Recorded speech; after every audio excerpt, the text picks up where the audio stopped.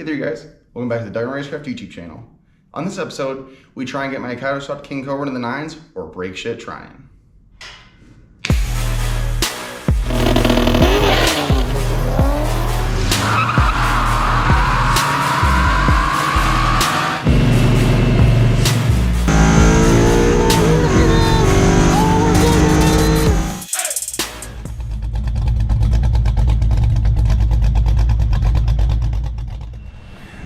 All right, we got the new tow rig all loaded up. Ordered this one recently. We'll have a video coming about this soon. My full review on the new truck, 2023 F-150, regular cab, short box, 5-liter, 4-wheel drive. Got the rig all loaded up. Got the quad loaded up for my dad. As soon as I have to walk around the pits, he's gonna be with my pit crew today. Got the car all loaded up. We're going to Byron International Raceway today. So, let's get back to it. All right, sorry if you guys can't hear me. It is a little loud here in the pits. I have a feeling that I'm gonna get localed by the homies if I go faster than 1150. I was told I don't have the proper safety equipment for that. So we're gonna kind of feel it out on this one. If it leaves good, we're in it. It's gonna run a 9. We have a pretty strong tailwind today. I would say like 15, 20 miles an hour. We're for sure getting a 9. If it hooks on the line, we're getting a 9.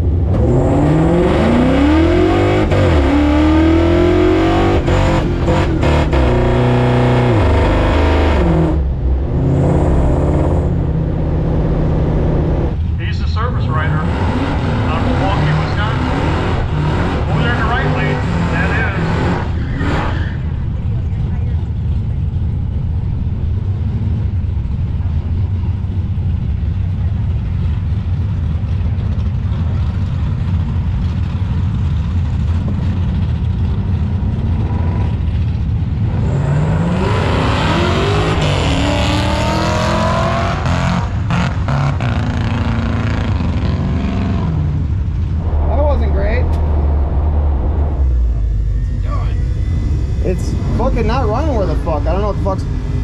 And then it just died.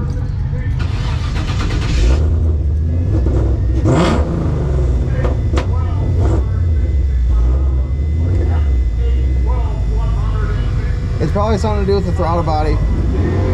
Alright, so last time, it turned out that my JMS throttle max had fallen on the header and started to melt. Luckily, I think we caught it in time. Check engine light was on, it's now gone for throttle issues. So we're gonna see if it ends up coming around.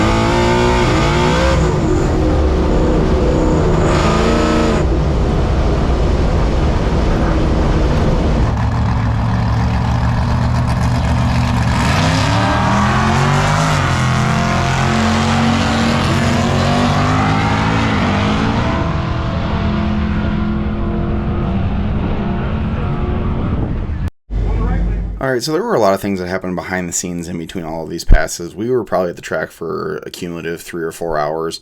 And at this point, we're going into my third run. So a lot of waiting in between, obviously having to fight these issues that we were having with the throttle body. And then also the track had cooled down about 15 degrees since we had first gotten there. We got there, it was about 55 by the time we left. It was closer to 40 degrees. Obviously, the track getting really cold doesn't help with hooking up. By this point, I was pretty fed up with it.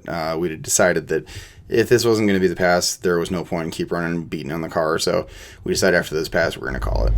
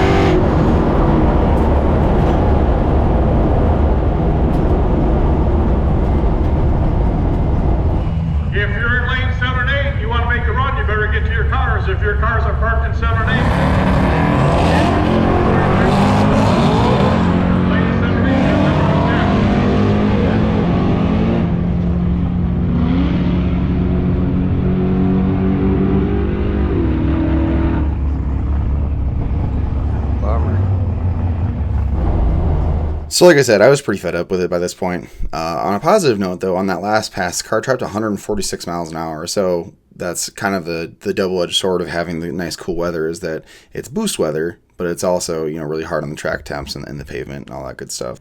That was it for this time at the track. I took the car back to Milwaukee with me. I was going to run it at Great Lakes because I knew we were going to have one good last day of the year. It was supposed to be like 75 on this day. So I plan on taking the car back with me. We're going to run it there and see if we can dip into the 9's. It's obviously not an ideal situation, but at this time of the year, you kind of got to take what you can get.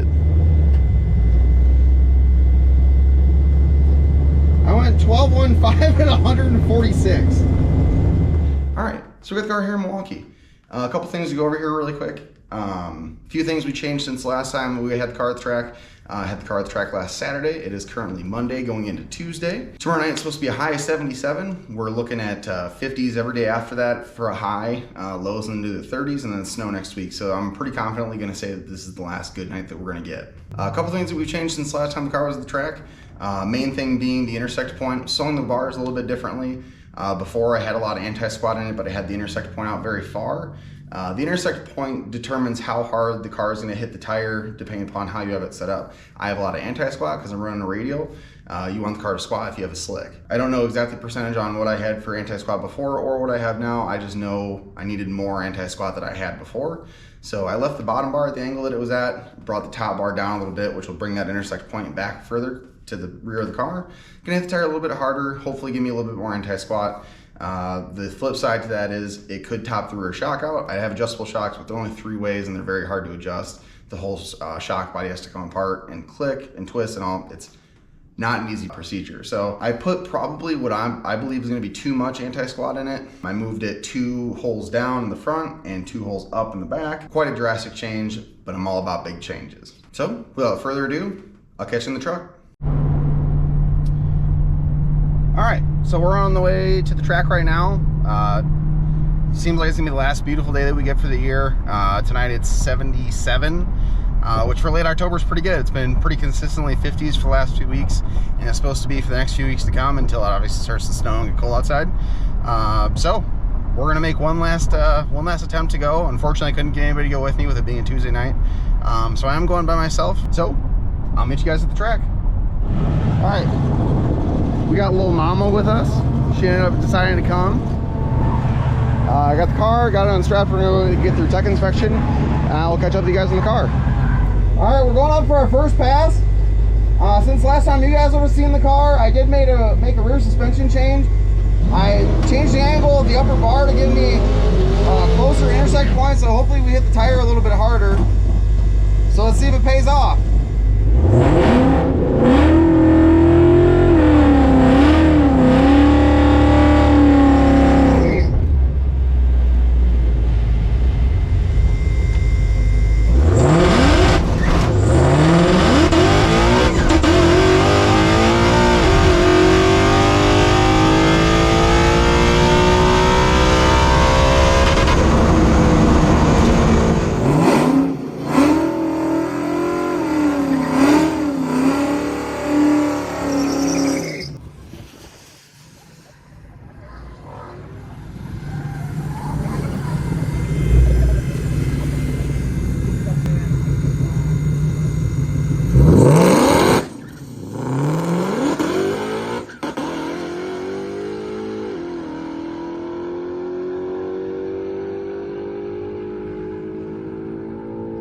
Alright, so as I anticipated, we had way too much anti-squat in it. If you look at the video, it seems like what's happening. You know, granted, when you're watching these things at the track, you kind of just got to take them for face value. You don't have a whole lot of time to hyper-analyze and pick apart every frame and see what's going on with it. So at face value, what I thought at the time is that it was basically, like I said, topping the rear shock out. It seems like it hits the shock so hard that it pulls the tires off the ground. You can see a little bit of smoke coming out from underneath the tires when that happens. So like I said, too much anti-squat. So what I did in between that last pass and the pass you're gonna see next, I moved the upper bar down a hole on the rear end and then up a hole on the body. Effectively moving the intersect point out further from where it was, but still further back from where it was originally. Fun fact on that pass, once it actually finally hooked up on the 2-3 shift, It did its best 60 to 130, 497 or 496, which before its best is like a 560 something. For those of you that don't know, 60 to 130 is something that you really weren't able to track before the draggy GPS system came out.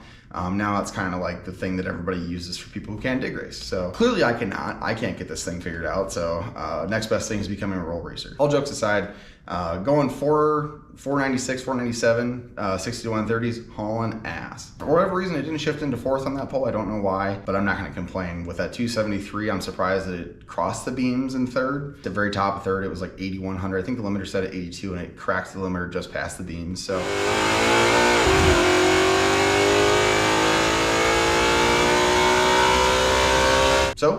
let's see how it pans out.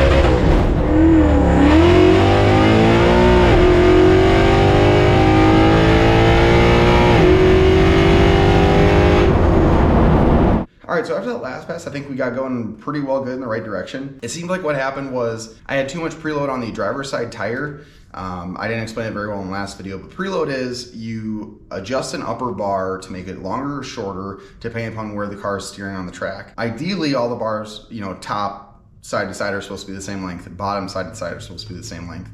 But in an ideal world, that's not necessarily how it happens.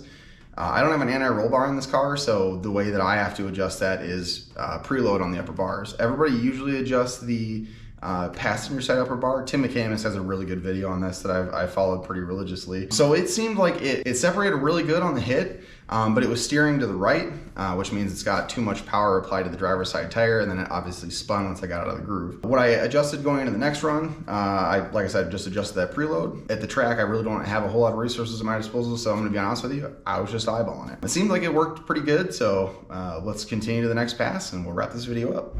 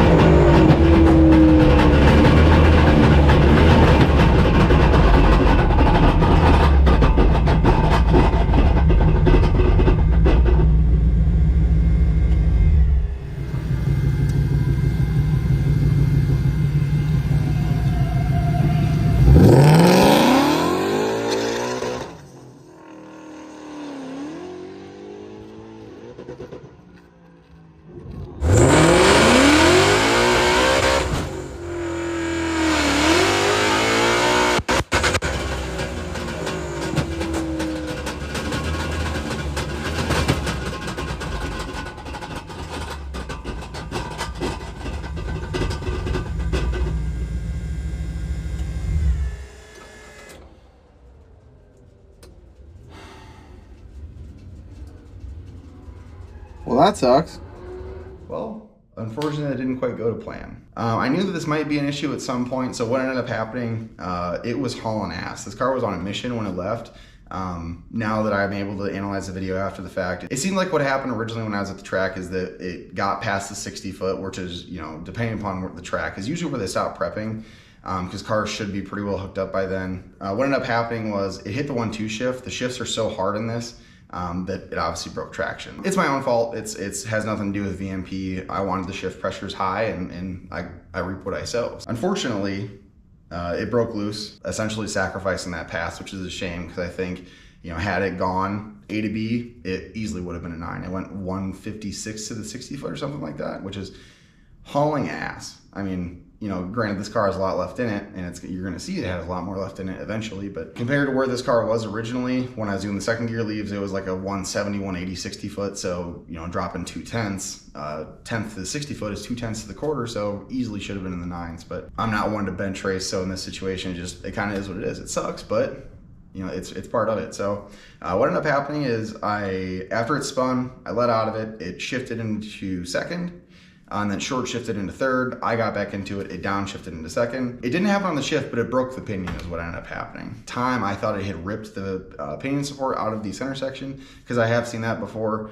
And this wasn't any, you know, special center section. It was a stock one rib carrier housing. So I wasn't surprised there. Clearly it could have been much worse. I don't have a drive shaft loop on this, and I really should. But what ended up happening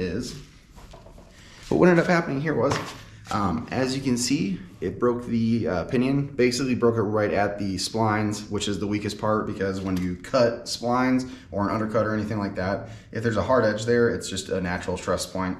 And it's a clean break on the inside. I don't know if you can see that. So I was on borrowed time. I didn't think this gear set would last that long essentially anyways. Like I said, it was just a temporary thing, and temporary things usually turn into permanent things. As unfortunate as this is, I did kind of see something like this coming in the near future. I was just hoping I'd be able to at least load the car up on the trailer before something like this happened. So not great, not ideal, but it kind of is what it is. I didn't get my time set for the last pass, basically just going off what the draggy said. So unfortunately, that's gonna be where this season ends. It's, like I said, double-edged sword here.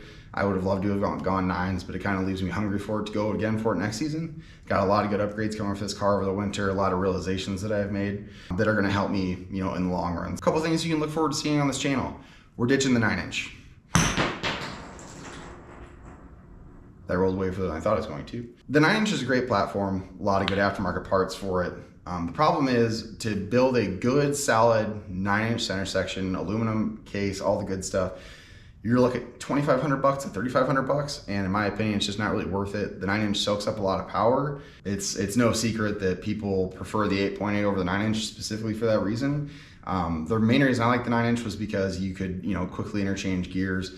But I'm to the point now where I have this car pretty well sorted out. I'm gonna go to a 331, go down a tire size.